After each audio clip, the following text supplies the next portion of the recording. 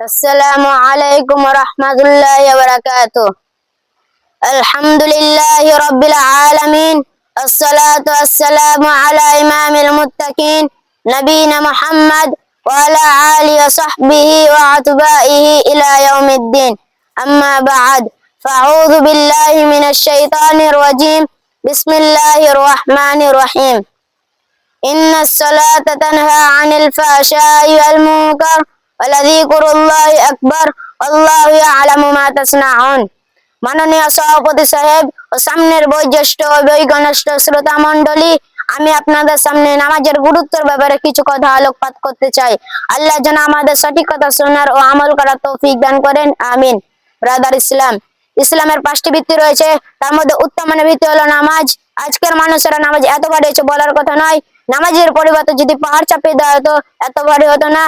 কারণ নামাজ এমন একটি বিষয় যে আল্লাহ তাআলা এক না দুই না প্রায় 82 জায়গায় নামাজ পড়ার কথা বলেছেন। কারণ নামাজ মানুষের অন্যায় নির্লজ্জ অপরকম কাজ থেকে সরে রেখে আল্লাহ তাআলা বলেন, ইন্নাস সালাতা তানহা আনিল ফাহশাই ওয়াল মুনকার ওয়ালাযিকরুল্লাহি আকবার আল্লাহু ইয়ালামু মা তাসনাউন। নিশ্চয়ই নামাজ নির্লজ্জ অপরকম কাজ থেকে সরিয়ে রাখে এবং আল্লাহ তাআলা জিকির অথবা স্মরণ সব থেকে বড়, আল্লাহ তাআলা সবকিছু জানেন। তুমি যা করে দেখো না কেন, সূরা আনকাবুত আয়াত 45। এই আয়াতের দ্বারা বোঝা যায় যে নামাজ পড়ে মূল কাজ থেকে বিরত রাখে। রাসূলুল্লাহ সাল্লাল্লাহু আলাইহি সাল্লাম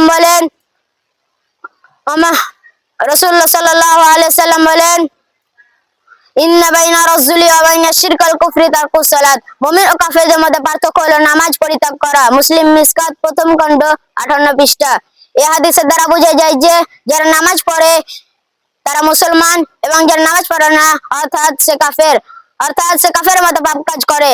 আব্দুল ইবনে মাসউদ রাদিয়াল্লাহু তাআলা আনহু থেকে বর্ণিত, আমি রাসূলুল্লাহ সাল্লাল্লাহু আলাইহি সাল্লামকে জিজ্ঞেস করলাম, আল্লাহর নিকটে সবথেকে পছন্দনীয় আমল কি?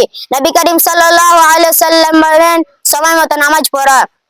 হযরত আনাস বিন মালিক হতে বর্ণিত, রাসূলুল্লাহ সাল্লাল্লাহু আলাইহি সাল্লাম বলেন, আল্লাহুম্মা ইন্না আউযু বিকা মিনাস সালাতি লা নানফা।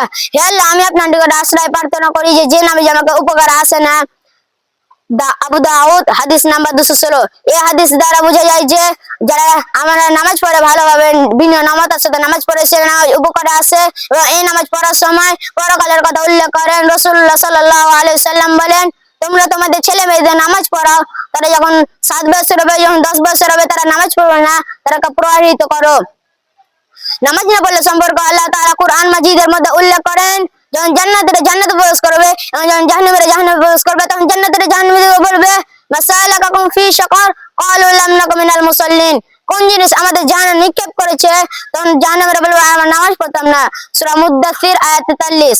এই আয়াতের দ্বারা বোঝা যায় যে যারা নামাজ পড়ে না তাদের জন্য কি শাস্তি এবং যারা নামাজ পড়ে তার জন্য কি সুবিধা রয়েছে পরকালে। আব্দুল ইবনে উমর দাস রাদিয়াল্লাহু তাআলা আনহু থেকে বর্ণিত, রাসূলুল্লাহ সাল্লাল্লাহু আলাইহি সাল্লাম বলেন, যে ব্যক্তি নামাজ পড়ে না সে নামাজ কিয়ামতের দিন যথাযথ প্রমাণিত বিষয় হবে না, এবং যে ব্যক্তি নিয়মিত নামাজ পড়বে তার জন্য এই নামাজ কিয়ামতের দিন যথাযথ প্রমাণিত বিষয় হবে এবং তার বস্তু কিয়ামতের দিন তার হাসর কান্দন ফিরআউন শহীদ হবে। আহমদ দারমি বাইহাকি মিসকাত প্রথম খণ্ড 58 পৃষ্ঠা। হাদিসটা হাসান।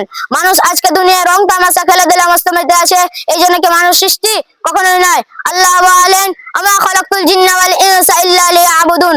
আমি একমাত্র মানুষ ও জিনকে ইবাদতের জন্য সৃষ্টি করেছি, সুতরাং মানুষের উচিত আল্লাহর ইবাদতের সৃষ্টিকে অবহেলা পরিত্যাগ না করে নামাজকে যেন প্রতিষ্ঠিত করে। আমি আল্লাহর কাছে এই দোয়া করি যে সকল মুমিন ও নারীদেরকে নামাজ পড়ার তৌফিক দান করেন, আমিন। ওয়া আখিরুদ দাওয়ানা আনিল হামদুলিল্লাহি রাব্বিল আলামিন। আসসালামু আলাইকুম ওয়া রাহমাতুল্লাহি ওয়া বারাকাতুহু।